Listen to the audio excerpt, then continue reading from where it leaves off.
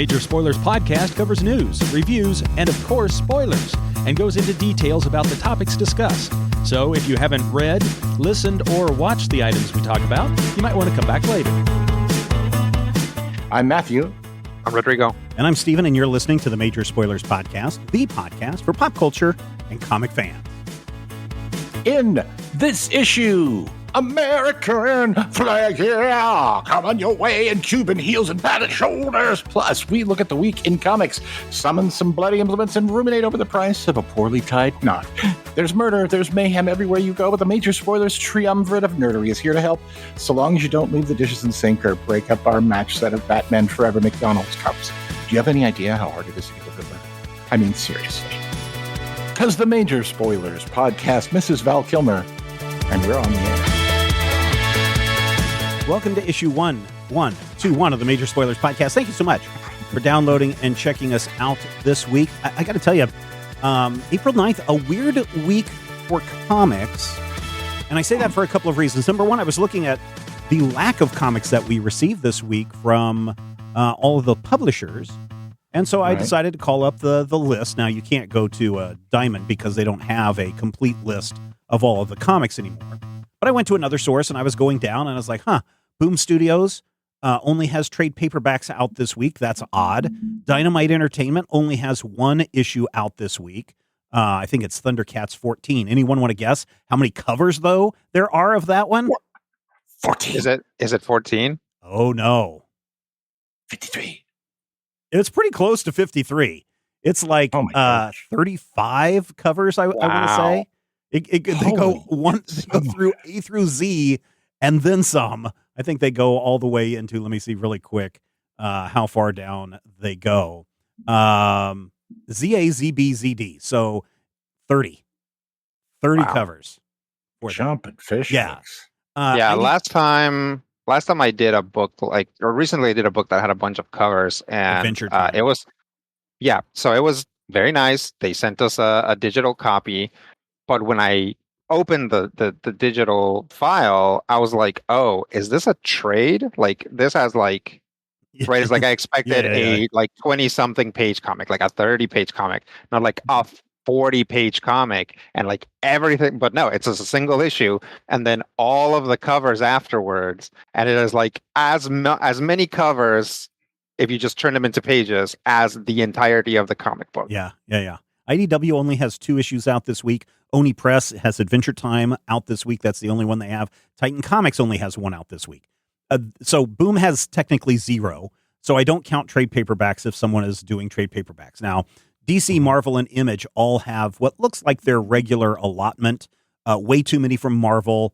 Starting to add a few more from DC, but still underrepresented from where they were prior to Zaslav taking over. And Image has a pretty good selection of books. But I thought that was really weird because typically you see, or historically we have seen, that this kind of, I'll say poor turnout, is usually a 5th week. But this is only the 2nd week in April. And so that's really, really weird that there are not a whole lot of brand new issues on the stands of this week from people other than DC, Marvel, and Image. Also should point out, again, not related to this, but 104% tariff, ladies and gentlemen. If you're listening to this, it's happening right now. All your trade paperbacks, all of your trade paperbacks that are printed in China now are more than double the cover price. More than double the price that it's causing these publishers to print. So there is no more profit margin in trade paperbacks as long as this 104% tariff is going on. I'm seeing a lot of people on Kickstarter. A lot of people run their comic books through Kickstarter now and have fulfillment being done in China. A lot of those people are like, yeah, I'm losing my shirt. One guy I saw today was like, hey, it would be better for me to pay the printer now, destroy all the comics, and refund all the money to everyone in Kickstarter, and I would lose less money than if I actually fulfill the Kickstarter. Oh, dear Lord. And that's not to say there's still a lot of comics printed in Canada, which who knows what their tariff is right today. 54%? I don't know. But, yeah, this is going to be, My answer, of course, is digital comics, because you can't put a tariff on something that's electronic. So there you go for that. But there's going to be a rough couple of years with this. Are we doing a tariff? Are we not doing a tariff? A tariff is a way to make sure that we have the greatest economy ever and that we don't have to pay income tax anymore, or this is a tariff is just leverage to get what we want. You can't have it both ways. And right now, comic books, I think, are going to be one of those things, one of the many, many, many, many things that are going to get caught in this, and we're all going to have to suffer. What does that mean next week when new comics hit the stands? Does that mean, well, I'm sure that all of the comics for the last month are already here in the United States, but what happens in May and June and July going forward, if these things are still in place, what's going to happen to your local comic shop? What's going to happen to your small publishers? Something that you need to watch, something you need to be aware of, which is why we're going to review some comics right now. Yeah. So that you have something to look forward to so you can go out and support your local small business. Let's see. This week, JUMPSCARE number 2, Cullen Bunn and Danny Luckert over at Dark Horse Comics have a new issue. Yeah, I think Dark Horse only has like 4 or 5 comics out this week. It's not a lot. I actually was going to do something else, and I realized, wait, no, that's not going to work. But fortunately, JUMPSCARE number 1, as you said, it is written by Cullen Bunn and drawn by Danny Luckert. JUMPSCARE, of course, is the story of a young woman who somehow, deal with the devil, excuse me, I had something in my throat, has gained the ability to grab, for lack of a better word, any weapon used by the protagonists of her favorite horror movies and splatter films and slasher films. So as JUMPSCARE, she is kind of a violent, horrific, blood-soaked vigilante. You kind of imagine Cassie Hack, only with a much bigger and, in my opinion, better costume. She got a little bit of armor going on. She's got some goggles. She's trying to protect herself. But after the first issue, it becomes clear that something is after her. And I feel like the real star of these particular issues, I read both 1 and 2 today, the real star are the points where all of a sudden she pulls out a weapon and you see a little movie ticket appear and it tells you where it's from. So in this issue, you see The Lurker's Machete from the Devil Works, 1977. And then, of course, she goes the choppy, and people are bleeding horribly and dying in the streets. But just seeing these awesome made-up horror movie names from the mind of Cullen Bunn, almost worth the price of admission. Bloody Night of the Screaming Blade Part 2 apparently featured someone who had chainsaws on his gloves. So that's fun. But throughout this issue, we see JUMPSCARE basically being a happy-go-lucky murderer who is fighting crime with murder and trying to keep people from killing her by, as I have mentioned, utilizing the power of murder. But her parents are also in some sort of possibly mystical danger, and there are several strange forces and some body horror that I'm not going to go into. When you see it and you go, ooh, just know that my skin was crawling the whole time. But it does have a very surprising moment near the end. There's actually 2 of them in the last 3 pages of the story where you just kind of go, oh, I see. Now, as with so many books, especially comics, that are coming out from your Dark Horses, from your Images, from your Dynamites, from your even smaller publishers, I kind of feel like I wanted to read this as a complete, as Stephen's argument for the complete OGN reading experience, because I feel like this chapter is good. It's very compelling. It has a lot of really fun stuff, some beautiful art, just grotesquely gorgeous moments with Cthulhian monsters and blood everywhere. A superhero, quote unquote, superhero costume that looks like a woman actually assembled it out of things that she could buy. maybe at a Target, maybe at a Victoria's Secret, who knows. But when you break it all down, it really does feel like I walked in after the first commercial and I'm now at the half-hour point of an hour-long show. And so a month from now, am I going to remember to come back and, after that 35 break, catch the second half of the show? I feel like I will, because it is pretty remarkable. 3.5 slices of meatloaf for the first issue of JUMPSCARE. There are some things that I had to go back and I had to go, wait, okay, where's my scorecard from issue 1? But that's also, not necessarily a failing of the narrative. It's actually, you're kind of putting it through together. It's also another good argument for maybe having the whole story all together being a good idea. Either way, 3.5 slices of meatloaf for JUMPSCARE number 2. This is worth your time as long as you can stomach a little goofy, kind of cartoony ultra-violence. Okay, cool. 2 weeks ago on the Major Spoilers podcast, we reviewed the Great British Bump Off from Dark Horse Comics. Okay. And I had mentioned that there was a new series coming out, and sure enough, this week, hitting the stands, the Great British Bump Off, Kill or Be Quilt, number 1 from John Allison and Max Sarin. This is the second installment of the series.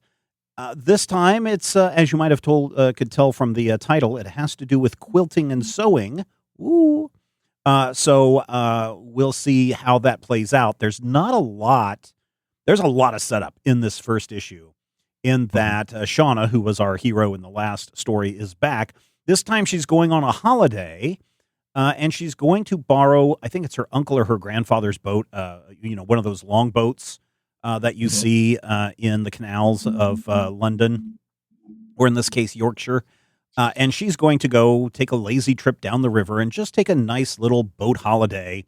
But, her grandfather or uncle is trying to tell her, hey, you got to make sure you're tying the boat up right so nothing bad happens. And she is kind of half paying attention, kind of not half paying attention. And, of course, that leads to trouble when she ties up and the boat slips away and crashes on the other side of the canal, doing a ton of damage on the side of the boat. And she has no money to do repairs, so she needs to find a job for the summer. And she just so happens to meet a nice little boy who's like, hey, my mom runs a sewing shop, a quilt shop. Maybe you can go help out there and get some money. And then looks like there may be some competition for who's going to run quilt stores in the town, because the owner of the quilt store's car catches fire in the last panel. For a 4-issue miniseries, a lot of time was spent with the boat and the boat accident and leading up to, this inciting incident, which I felt like the inciting incident should have happened a few pages sooner. There is no one, at least in this first issue, in the way that they are portrayed, is there anybody who is an obvious suspect? We do meet a lot of charming people. We do meet some people that might be a little questionable. Like maybe this is all an insurance scam. And if that's the case, then man, I really called that out too soon.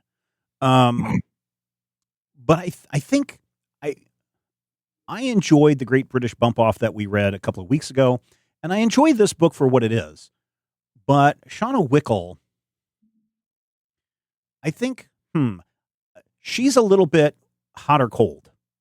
And you can apply your own term to this, but she is either the happiest, bubbliest person in the whole wide world, or the world sucks and I'm going to die and this is the worst thing that's ever happened. She does not have an in-between in this issue. And that's kind of, I don't know, a little weird. There's nothing that has ever been said in any of the books that we've read so far that said she may have a disorder of some kind, but just to be hot and cold like that from one panel to the next is a little weird, in my opinion.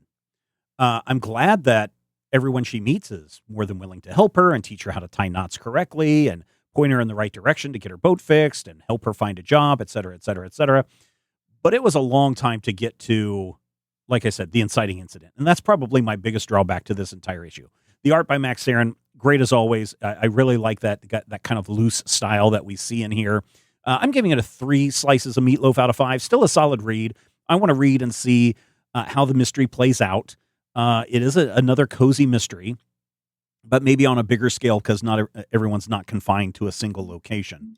But it's interesting. And if you like the Great British Bump Off, I think you will like Killer Be Quilt #1 out this week from Dark Horse Comics. Rodrigo is always looking ahead, and you've got something from Mad Cave Studios. Always looking ahead to the future, but never figuring out ahead of time what it is I'm reading. So I was reading Buried Long Ago, #1. Writer Anthony Cleveland, artist Alex Cormack is from Mad Cave, and I'm reading it, and it starts out with like a creepy fairy tale, and then these girls get to Pennsylvania, and or the girls that were reading the story get to Pennsylvania, and they meet up with their mom who had sent them away because she was having money problems after their father died.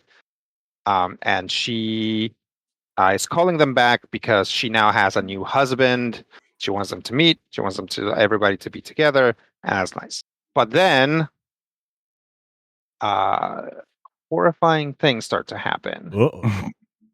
And when I was reading it, I was like, "This book is very specific. Like, it's like specifically these girls were in Chicago, now they're in Pennsylvania." And some writers write like that, like when we read Harrow County, like the places were very specific, but there's just something about like the date and how specific everything is. And I'm like, is this based on a true story? And sure enough, when I looked it up, and I should have just looked at the solicitation because the solicitation says, but this book is based on Belle Gunness, who was a like turn of the last century serial killer.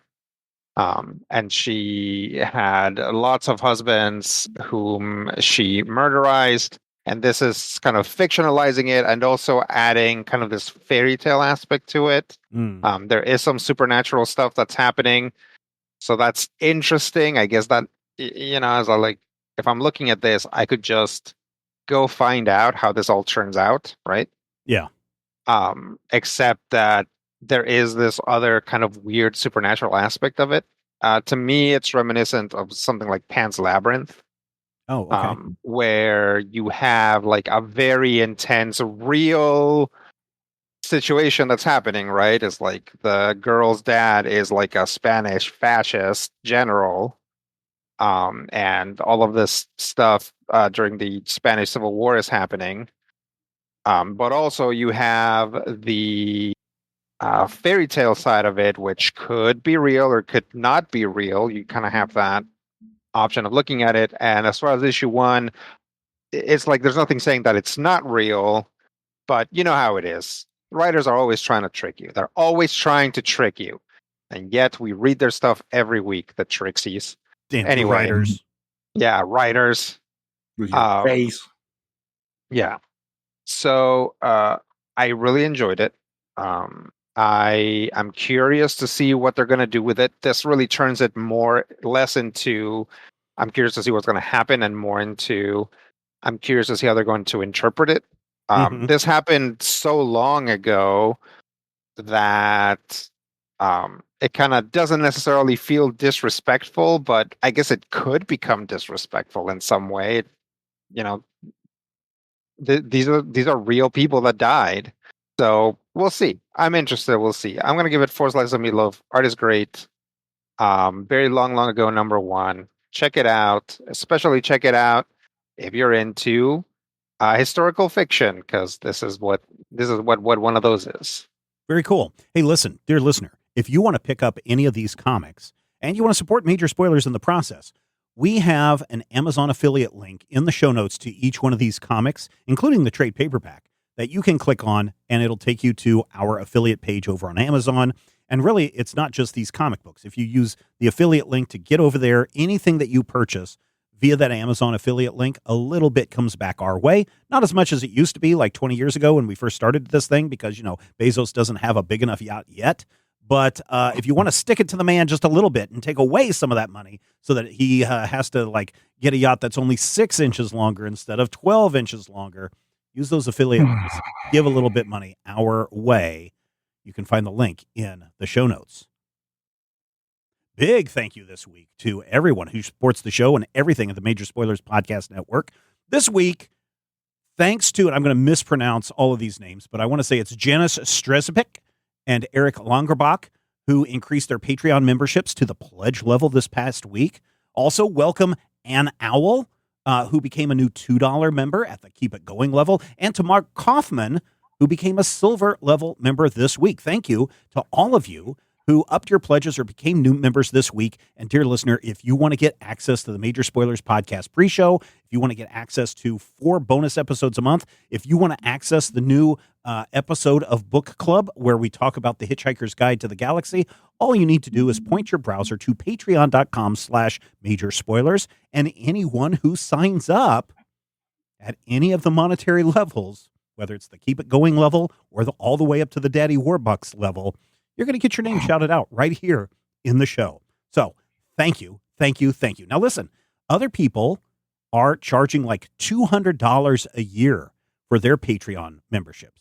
We're not doing that. We charge only, if you wanted to sign up at the silver level membership for the full year, that's like $60. That's like a 70% discount of what everyone else is doing. And we're not imposing any tariff charges on you either when you sign up at patreon.com/major spoilers. This sounds like a good bargain. In a year where everything's going to get more expensive, we're actually keeping the prices lower than ever before. Oh, come join us in all the fun and all the extras. Patreon.com/major spoilers. I was thinking, looking at all of the comics that are coming out or not coming out this week, and then looking at the titles that we read this week, none of the titles that we read are Cape and Tights. So, my question for you guys and to our listeners, and you can go over to our Discord server. Again, you can join that for free. In this economy, free. You can join our Discord server and pop into the Poll of the Week channel. What is your favorite comic book genre, Rodrigo? Ooh, that's a good question. I guess I like a good sort of modern fantasy. Oh, okay. Like urban fantasy or... Urban fantasy, I think, is like a segment on it. It doesn't necessarily have to take place in a city, but you're like Claudia and Rexus. Oh, okay. That kind of thing where like you have real modern people dealing with like magical stuff. Mm-hmm. I mean, Lock and Key, right? Yeah, stuff like that. Mm-hmm. Okay. What about you, Matthew? What is your favorite comic book genre? Yes. Is it superheroes? Because that's what you tend to read the most. Superheroes are, I don't think necessarily superheroes are the reason I read comics. I have a love of superheroes in any medium. But if I'm trying to relax, there are times where you can go to like the Digital Comic Museum and you can read funny books from the 30s. Where you can see, the guys who founded MAD, your Al Jaffe's and those guys, just doing little panel gags here and there. And I really, really appreciate being able to just go and read something that completely decompresses my brain. But if it's a comic book, I'm there. It doesn't even have to be a language that I speak. That's the, yes, but of all the comic books that are out there, which one is your favorite genre? In the whole world? Yes. See, genre is very hard to describe. Cape and Tights isn't necessarily a genre because there's subgenres within it. I'm going to say magical realism. Okay. Like your Wickeds and your Divines and your Locks and your Keys and your Harrow Counties. Yeah. All right. Yeah, I like a good thriller mystery, like what we see from Ed Brubaker and Sean Phillips. I like the good supernatural mystery as well. So in that area, I think mystery is probably my favorite comic book genre right now. 20, 30 years ago, it would totally have been superheroes. But I read less and less quote unquote superhero comics these days, and more. What else is out there? Like, Killer Be Quilt, which is a cozy mystery kind of story. I know I would like very much JUMPSCARE when I get around to reading it, and probably buried long ago. I think seems like it has a supernatural element, so I might be interested in that. But if it's a historical, and I already know the history, probably not so much. But so yeah, I would say mystery thriller. Your not your Mac Bolins, but that type of story I would put in there. So listener, like what more is detective stuff? Or yeah, more I think more like just action. not action. So like again, anything like criminal or the other things that Ed Brubaker is writing. And Greg Rucka, their stuff. I really like their stuff. I would go out of my way for their books. In fact, when it comes to physical books, it is the Ed Brubaker, Sean Phillips books that I will exclusively buy in physical form right now. Mainly because they release them as, the whole story in one shot, an OGN. But also because I just really like their work more than anything. Now that's, Ed Brubaker is not a genre, but that crime thriller stuff is right up my alley. So that's for me. Listeners, you can head over to our Discord server, as I mentioned, jump into the Poll of the Week channel, and let us know, what is your favorite comic book genre?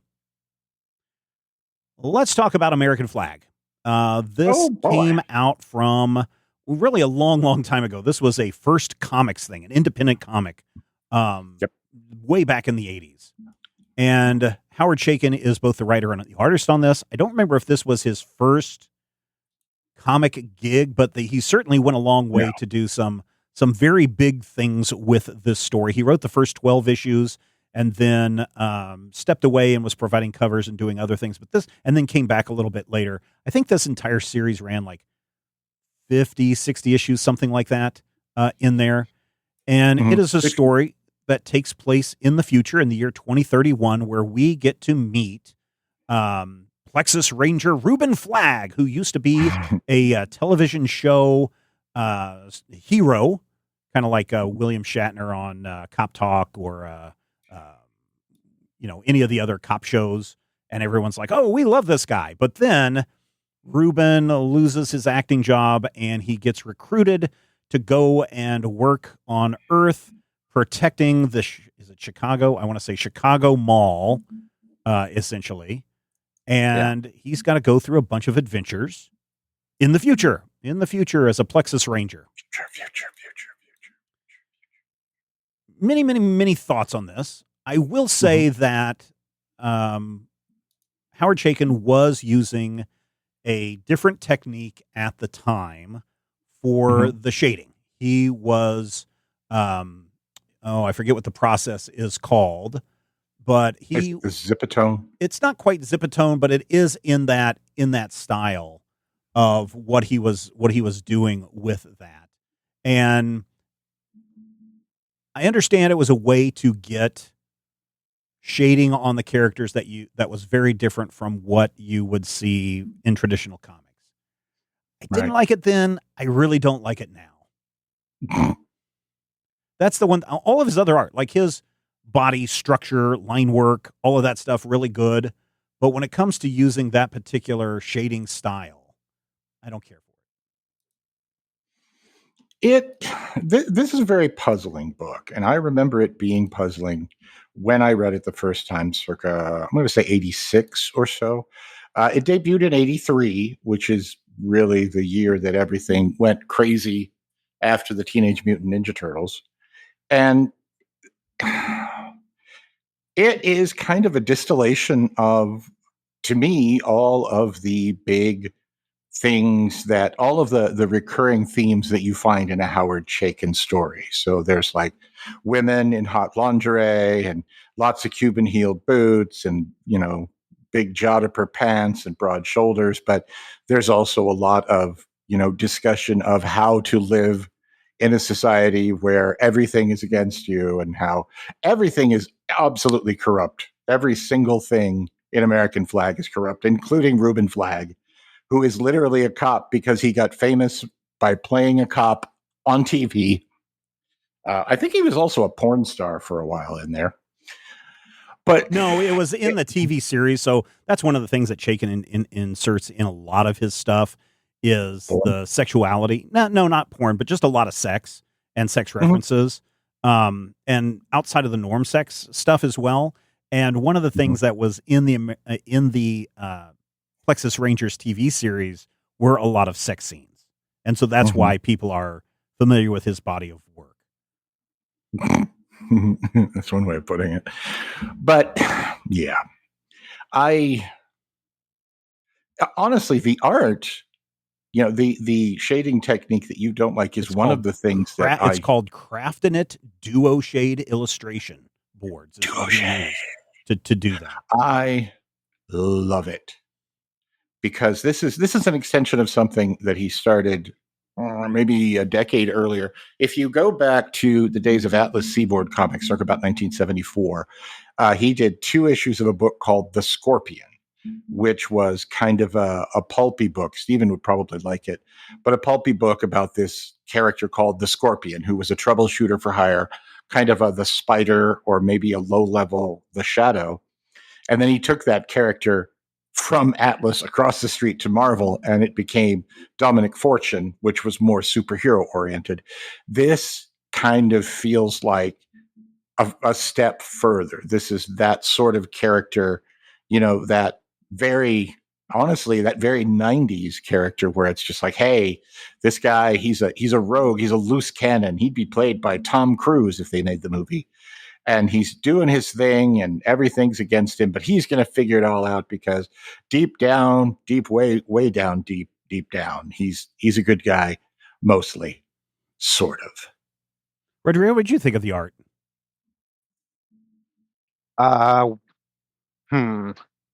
So I had a weird moment when I realized kind of how I was feeling about the art. And that's if you took any given one of these pages, like any page in this book, and you blew it up and you hung it on a wall, I would say that is definitely art and something that I love looking at, right? Yeah. Even the weird stuff. Like it is just like so fantastically drawn. I also realized that page after page after page of it was giving me a headache. Like it is so dense and so kind of colorful, and so tightly packed with information. Like especially early on, like you got like advertisements and TV screens while characters are talking, and it's kind of represented in space so that it like covers stuff up like purposefully, right? It's like it's purposefully like, look at the sort of sensory overload of this world. And I was like, yep, that sure seems like sensory overload. I hate it. Yeah. But again, if I was just looking at one of those pages, even those especially those super densely packed pages, it's fantastic. It's like an artistic achievement in every page. But man, reading, I don't know how many pages we read, it's like 200 pages of it. I was like, ugh. Yeah, we read the first 6 issues. So this is a Dynamite collection that is out there. It's not the complete run, but it has the first 12 issues. And because it is so dense, I was like, man, we really only need to read the first 6, which is still a lot to get through. This volume that we're reading, 12 issues, is 4 story arcs. Yeah, it's 4 story arcs comprised in there, but they're all kind of tied together in one way, shape, or form. But I think the first 2 story arcs gives a pretty good look of this world. And I like what you're saying, Rodrigo, about sensory overload, because the one thing that does strike me about this book from 1981 or 82 or whatever year it came out, 83, is how relevant a lot of the media is today. In that, granted, everybody is still watching television, but how there are certain things that you can't watch. There are certain things that have a lot of hype around it. How people, basketball is an illegal sport in the United States, or I guess in North America at this time, or the Plex or whatever that they're calling it. But just the advertising and the constant bombardment of everything in your face feels very much like today when you're on social media or just online. So take all of the big billboards, all of the TV shows, compress them for online, and I think you've got a pretty good representation of the future via Chaikin's knowledge of 1983 and projecting into the future. So I like that. Which is really sad, because this was meant to be savage parody. Yeah. I mean, there's a TV show that people watch. It's literally called Bob Violence. Yeah. It is not subtle. There is little it's over the top, and I think that is where Chaikin gets into some trouble sometimes, and I don't mean trouble like everybody hates this guy now, or this what got him fired, but because everything is so over the top that a lot of times it is very off-putting, especially when it comes to the amount of sex in this book. And when I say the amount of sex, one thing that I will give Chaikin credit for is there's not nudity in this story at all. There is not. I mean, there are depictions of people having sex without having to show body parts and wide shots. There's a scene where he and what is her name? The daughter of the guy that gets killed, Amanda Krieger, where they do have sex at one point, and it's so well done because it's just done in a series of close-ups like you might see in a soap opera or a made-for-TV movie that they have to try to be as sexy as they possibly can, and it's like, oh, that's kind of cool. But also at the same time, it's kind of in your face with how free and open everyone and everything is about sex, with the ads and the adverts and the, just people talking about it nonstop, that I find somewhat interesting as well.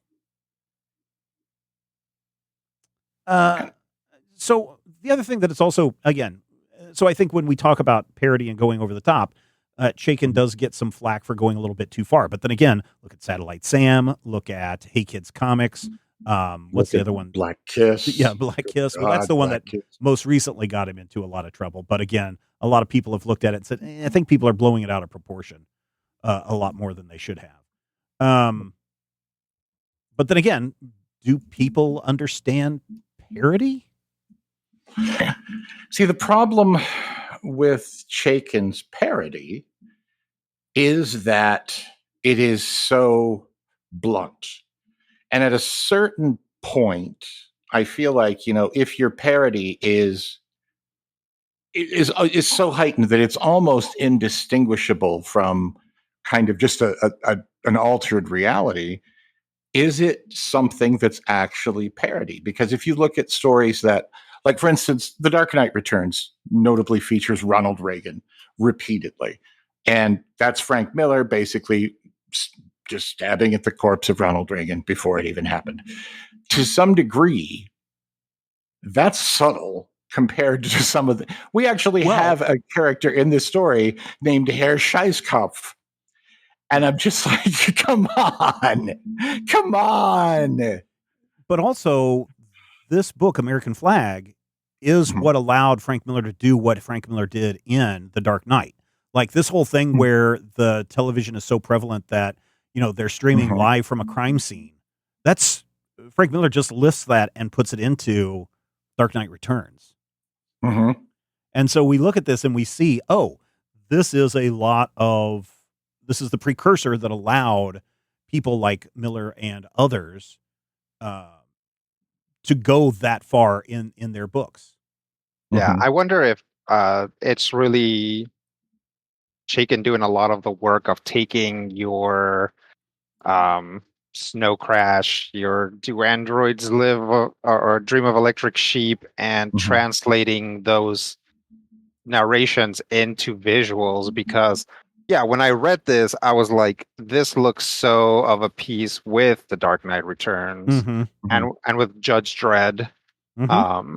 So it's like clearly this is a just a period of like kind of translation of taking those things that didn't necessarily start out in comics, and saying how does this like cyberpunky future dystopia from the 80s look on the page.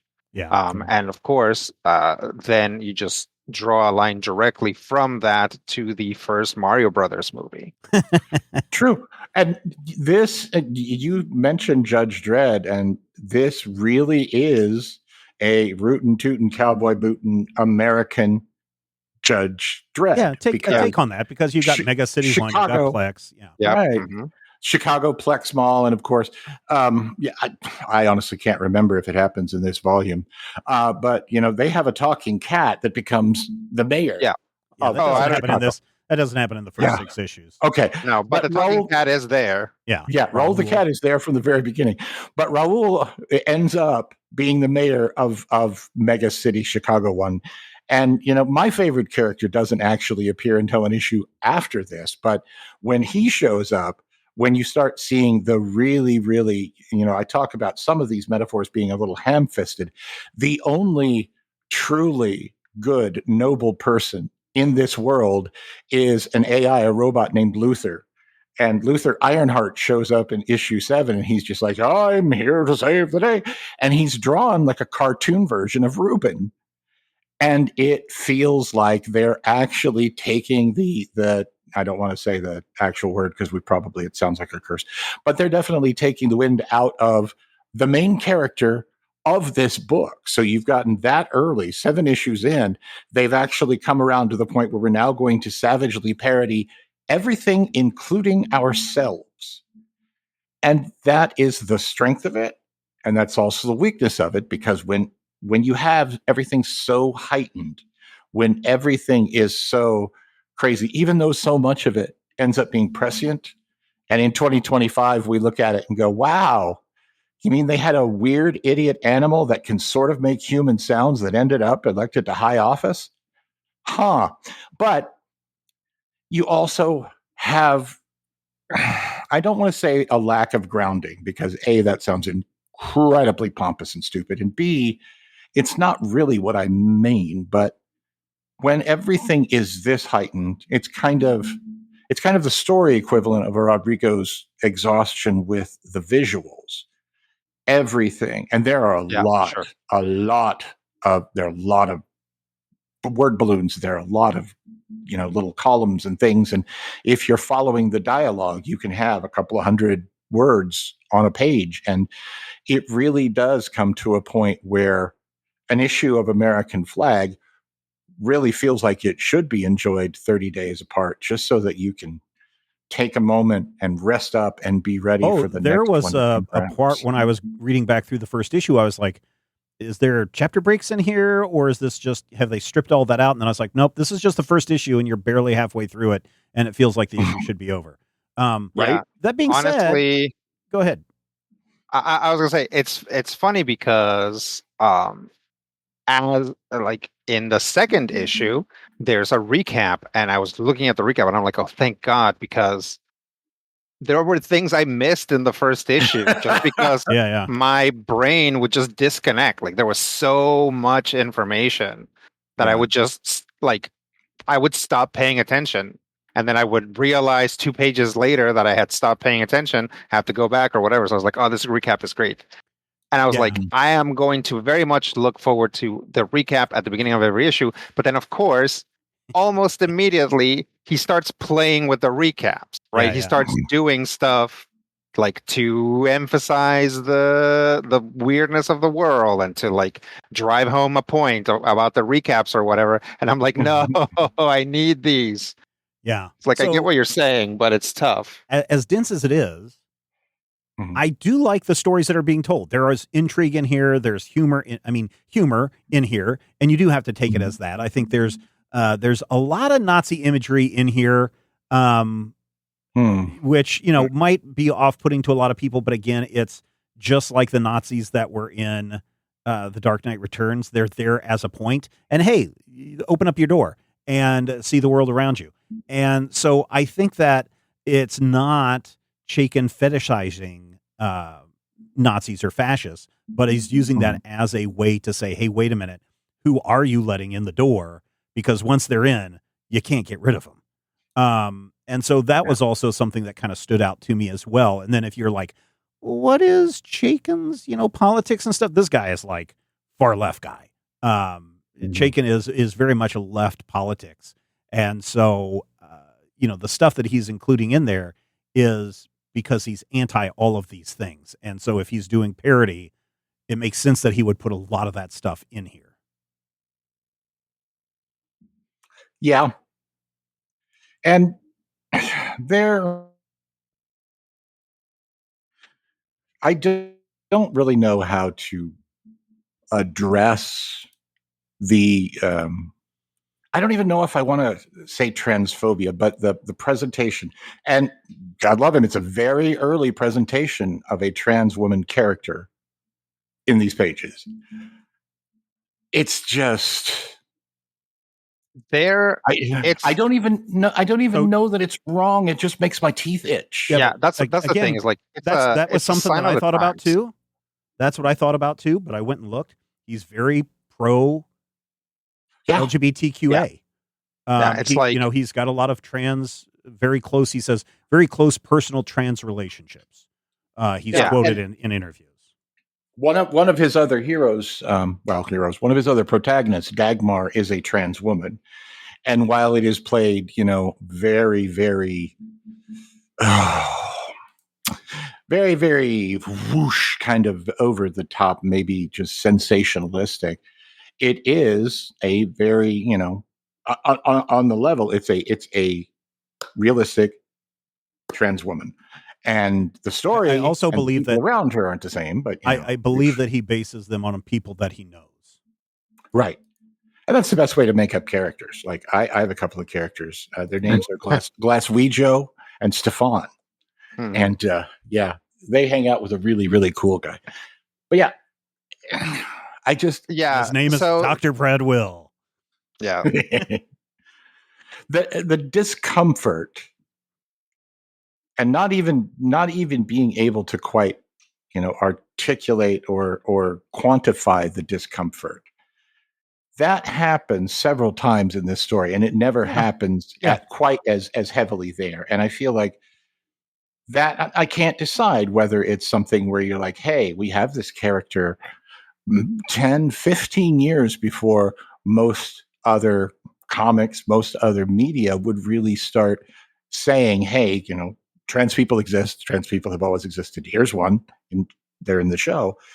But it also is a thing where you're just kind of like, but that question of sometimes not being represented, is it better than being represented in a way that makes you just kind of, I don't know. Yeah, it's tough because this is early, right? Mm-hmm. It's early on, so sometimes things that are seen as good eventually become bad. Sometimes things that are seen as bad eventually become tame, right? And that sometimes doesn't even have anything to do with that intent, right? Like I've talked to people that are younger than me about Friends and like about episodes of Friends, and I'm like, have you ever been watching Friends and all of a sudden there's like a laugh and you don't know why, and they're like, oh my god, yeah. I'm like, okay, so what happens, right? And it's like, so they tell me about it. I'm like, that's like people are laughing because it is like intimated, right? It's like suggested that Chandler and Ross are seeming gay right now, right? Like, and it's like if you go back and look at it, it was so obvious to us because we were all massively homophobic back then. There was just like absolutely nothing potentially worse than being gay if you were a straight dude. And so seeing that stuff, like it just like exploded this like nervous laughter within us. It was like people think that maybe they look like something. But kids see that now and they're like, what is it? Like, why are people laughing? Like even not that young people, like people that are just a couple years younger than me, like um I forgot what it was. I was watching How I Met Your Mother with my wife, and I was like there was a laugh, and I was like, "Do you get that joke?" And she was like, "Yeah, it's because of this." And I'm like, "No, it's because like they're suggesting that there's something gay going on." Yeah. And like she didn't catch it, right? So it, like media just kind of floats in and out, like in I mean, who knows the way that site is going now, but potentially in a decade, no one will even consider that Friends was actually a very homophobic show because all of that stuff will have fallen out so far, right? That it won't even register with Maybe. people that I that's what's mean, happening. certainly. It'll be like, what's Certainly- up with, Make Room for Daddy in the year 2025? Does anybody even know what that Or is? bosom buddies. Sure. Sure. But Chaikin has gotten into a lot of controversy, especially with his Divided States of Hysteria book that came out like almost 10 years ago.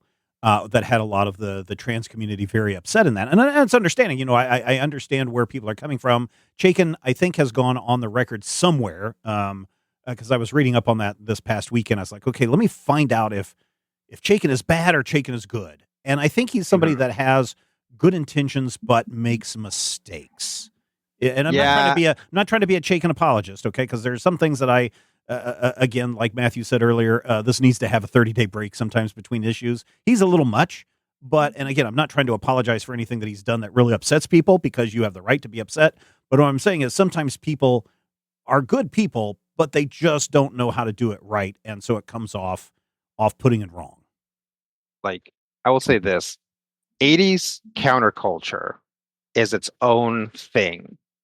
And 80s counterculture was very appropriative of like lots of queer movements and lots of ethnic movements, right? It was just kind of like, but it kind of got synthesized into something that I think was a lot more accessible, like something that you could put on MTV. And again, you look at the people that are creating media and they're influenced by it. They're taking stuff from it and putting stuff into it. And unfortunately, a lot of those people, without fully understanding where that comes from, or they're inspired by it, but their own prism is sort of limited, right? They're like this idea that like everybody's a little bit gay, right? That's like a 70s into the 80s kind of stuff. Like everybody's a little bit everything. You're kind of like David Bowie, amorphous sexuality kind of a thing. It's like that's a very appealing idea for a lot of people. It's not true for a lot of people. But as an idea saying like, well, everybody has this going on, and so this is like this universal thing, it can become very problematic, even though at its core there's this idea that like, yeah, sexuality is a spectrum, like gender is a spectrum, like that is okay. At least it's okay right now. That might change in the future as well, or the explanation of it might change in the future as well. But sometimes there's these like delicious little pop culture kernels in these cultures that are kind of coming to the fore because they're protesting and being victimized and also being shown put a spotlight on them. And so it's like, yeah, if you're an author, it's like was it Jimmy Olsen that we were reading, where like they're like, hey, what's with all this? This is the sort of thing that starts generational wars, and like this is so counterculture, man, and stuff like that. Is like just like it's so it just looks so tasty as a writer and as an artist to like just get in there and try to like get in on that. But if it's not where you come from, or if you're not directly tied to it, when you reproduce it, it kind of not necessarily fails, but it like comes up short. And might be very like unhelpful. So so let me ask you this. Is this punching down, punching up, or not punching at all? I don't think so. I think he's trying to punch up most of the time. Okay. And I feel like Go ahead. I do feel like he is mostly successful in feeling like he's punching up. But I also feel like, when Stephen mentioned United States or Divided States of Hysteria, I remember when I reviewed that, and I remember my big takeaway from that issue. And it is a takeaway from the first 6 issues of American Flagg as well. To break it all down, the story implies that everybody's an a-hole. Everybody is an a-hole. And that kind of permeates the story. So when, for instance, you try and do a Divided States of Hysteria, when you're trying to say, hey, look, we are all divided and these are the things that are happening, or these are the things that I see. But your underlying thesis is, and we're all a bunch of a-holes. You Right. kind of fall into that South Park trap of everybody is dumb, and the worst, the worst is caring about something in the first place. Yeah, picking a side is like the worst thing you can do. Yeah, and there is a little bit of that to be had here, especially when you look at, Reuben Flagg speaks gratuitous Russian throughout. Reuben, is a character who is of Russian descent. And the implication here is that the two, powers of the Cold War are no longer powerful, but the ones that are really still left, the Russian influence is still there. I mean, yes, he's wearing red, white, and blue, but he's saying Bože moj every 5 Well, pages. the entire government has moved off to Mars. Right. In this thing. So, they have left Plex in charge. So it's this corporate run of America in this place. So yeah. Again, very, very prescient. But you do have that, you have the artifacts of the Cold War, which when the books came out was running pretty high. We're talking Reagan era United States, tear down this wall, we will bury you, whatever. You have all of that stuff going on. And this, this utilization of all of this iconography together really kind of says, yeah, and both sides are a-holes. And I feel like that is a lot of times that is a weakness of Chaykin's work for me, in that he does have progressive viewpoints, but he's also kind of, is nihilist the right word for everybody's an a-hole, or is nihilist just everybody's doomed? Well, we're all doomed. Nihilism means it doesn't matter. Yeah. Like nothing matters, right? Nothing has any inherent value to it. Right. The way that it's to pay for your carpet. Yeah, the way that it's mostly usually represented is by like excess, or by like violence and stuff. Mm-hmm. But that's like it needs a qualifier. It's like American postmodern nihilism or something like that. So what's the bottom line on this? I mean, I think that this is not going to be for everybody. I think that this is an interesting piece of work that opened the door for a lot of what 80s comics and beyond would be. I think that it came out at a time where it shook up the industry and showed us what you can do with comics. I think that in an attempt to hold a mirror up to society and punch up and make fun of what could be in an extreme form, I think it misses, not all of the time. I think it misses occasionally in its attempt to see how ridiculous this stuff is, and comes off as serious. And I think that can be confusing to readers. I think the art is iconic, especially if you look at American Flagg and then you go pick up any Black Flag cover done by Chaykin, and it's the exact same thing, which is often which can get you in trouble, because I think one time I went to go pick up a Black Flag or a Black Hawks comic with a Chaykin cover, and I picked up American Flagg instead. And I was like, what is this? I think I have 3 or 4 issues of the original run in my collection somewhere. But I do like Chaykin's art. I do like every time he does something, but I also know that it's going to push the envelope really, really far. So for that, if you can find it on a coffee table or check it out from the library, that's what I'm going to say about American Flagg. Good luck finding this at your library in today's America. But I think it is worth at least checking out if you want to see what quote unquote subversive comics would be like in the 1980s. Matthew, final thoughts from you. If you remember the Cold War, I will say that you'll definitely find something to enjoy here. If it's noon and you need to take your pills so your knees don't hurt, definitely worth checking out. If you are a person who knows what a Sigma is, I think that this is going to be an interesting sort of time capsule of what your weird great uncle who always wanted to be a sailor might have been into. But I also feel like the curse of being prescient is that a lot of the things that in 1982 were like, oh my God, this could never happen. And then in 1992, we're just like, oh my God, this is happening. And in 2015 was like, oh my God, American Flagg is real. In 2025 just feels kind of cringy and twee. Yeah, been there, done that. Yeah. And there are things where you're just like, they're making what at the time felt like brave, shocking, future shock moments. And to us, it's just like, heard it, and that is something that I think the younger readers will run into. That said, if you really want to look at page after page of beautiful pictures and get a headache and then come back and look at a few more pages of beautiful pictures, everybody needs to look at this book. This book is the cutting edge of 80s comics in a very, very mixed bag kind of way. Yeah, Rodrigo, final thoughts from you.